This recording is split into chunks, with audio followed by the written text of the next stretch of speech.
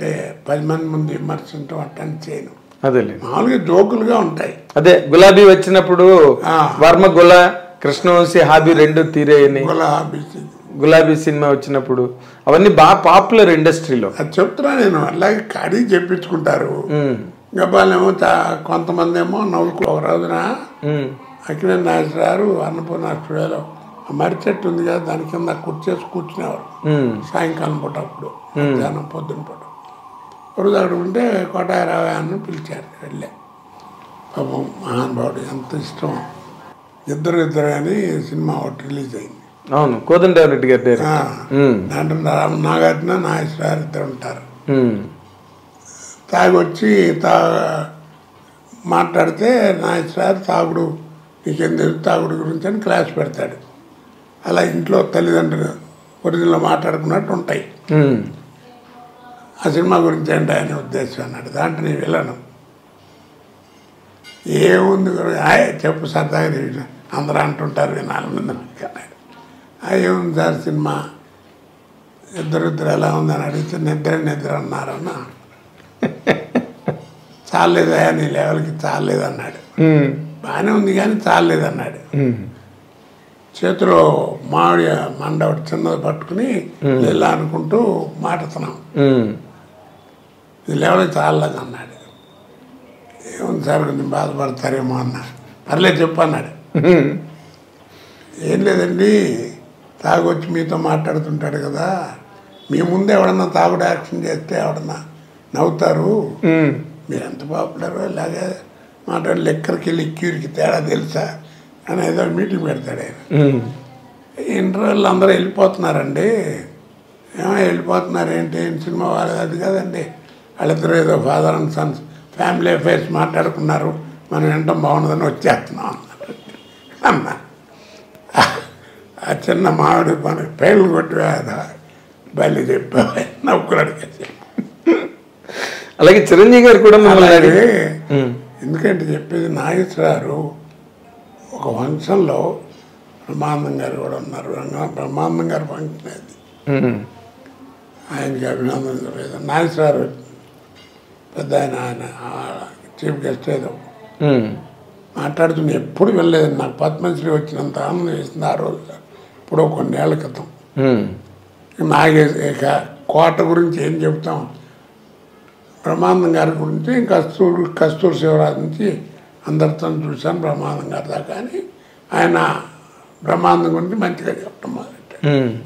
అయిపోయిన తర్వాత పక్కనే ఉన్నాడు. ఈ కోట గురించి ఏం చెప్పాలి, ఒకటే ఒక మాట అండి, నో రీప్లేస్మెంట్ ఫర్ హిమ్ అన్నాడు. అంతకంటే ఏం కావాలి చెప్పండి. అలాంటి మహానటుడు ఆ మాట అన్నా అంటే అక్కినేని నాగేశ్వరరావు అంతటి మహానటుడు నో రీప్లేస్మెంట్ ఫర్ హిమ్ అన్నాడు. మీరు కూడా అలాగే ఫీల్ అవుతారండి? నేను చెప్పాను కదండి, మీకు తెలియదు మీ గురించి యథార్థంగా భగవంతుడు సాక్షిగా అండి.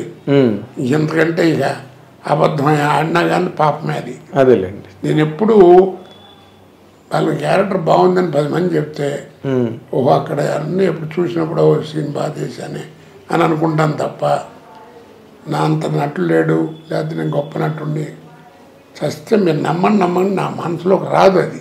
అదేలేండి.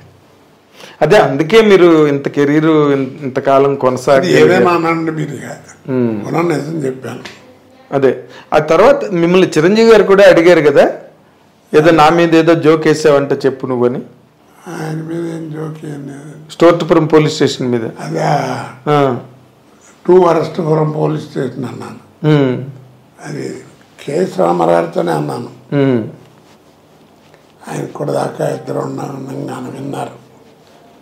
2 వరస్టపురం పోలీస్ స్టేషన్ ఎట్ట ఉంది అంటే 2 వరస్టపురం పోలీస్ స్టేషన్ అంటే సరే నవ్వుకుంటారు కదా. అదే నవ్వు. ఇప్పుడు ధైర్యం కూడా ఉండాలి ఆ మాట చెప్పడానికి. అలా చెప్పాలనే ధైర్యం ఉంది కదా అనేటువంటి మెంటాలిటీ అయితే మనం ఏం మాడుతున్నాం అవతలవాడికి తెలుసు, వాళ్ళు ఎంజాయ్ చేయరు కదా. కానీ ఇప్పుడు మీరు ఇంత సాత్వికంగా ఇంత సహజ సిద్ధంగా మాట్లాడే ఒక పరిపూర్ణమైన వ్యక్తి, నటుడుగా కూడా అందరూ ఒప్పుకుంటారు. కానీ ఒక టైంలో ఇండస్ట్రీలో మీరు ఎవరినో చాలా పెద్ద వ్యక్తుల్ని సినిమా ఇండస్ట్రీలో దూషించారని మిమ్మల్ని బాయ్కాట్ చేయాలని అందరూ నిర్ణయం తీసుకున్నారని, తర్వాత ఆ నిర్ణయం తీసుకున్న మర్నాడే మీరు గణేష్ సినిమాకి బుక్ అయ్యారని అప్పుడు ఆ టైంలో ఇండస్ట్రీలో మాట్లాడుకున్నారు. ఇది నిజమేనా? నాకు తెలియదండి, నా నోటీస్ రాలేదు. ఓకే, యథార్థంగా రాలేదు. ఎందుకు అనుకుంటారండి ఆర్టిస్ట్ కనపడుతుంటే? మీరు మంచి ఆర్టిస్టు, మీరు చేస్తేనే బాగుంటుంది అనుకుంటే రామారావు ఇప్పుడు రావు గోపాలరావును రామలింగ గారు అలవాట్లు తెలియవా? వాళ్ళు ఎంత జాగ్రత్తగా రాఘవేంద్ర గారు వాడేవారు షూటింగ్లో, ఏమంటారు? అవును. మరి శాటిలైట్ చేస్తే మూడు పోద్ది, అలాగా ఎందుకు లేప అంటున్నట్టు అదేలేండి అవసరం ఉండొచ్చు. ఇప్పుడు తర్వాత ఏమో నా బిహేవియర్ అలా ఉందేమో, ఏం చెప్పగలను. అదే అప్పుడు బాగా చాలా హాట్ టాపిక్ నడిచింది. చాలా విన్నానండి నేను నా గురించి. ఏమిటి విన్నారు? ఒక్కటి చెప్పండి. అతి వరస్ట్. ఇందాక మీరు అన్నట్టుగా బాగా తాగుతాడు, బాగా తిరుగుతాడు. అదే ఉందిలేండి, కామన్ సినిమా యాక్టర్స్ కి ఊరికే కూడా అంటారు ఆ మాటలు, కానీ అది పెద్ద నాకు అంతకంటే నా మీద ఓకే ఏదో ఉన్నమాట మొహం మీద మాడతాడు, వెనక ముందు చూసుకోడు, ఆయన చెప్పదలుచుకుని చెప్తాడు, ఇవే తప్ప అదేలేండి.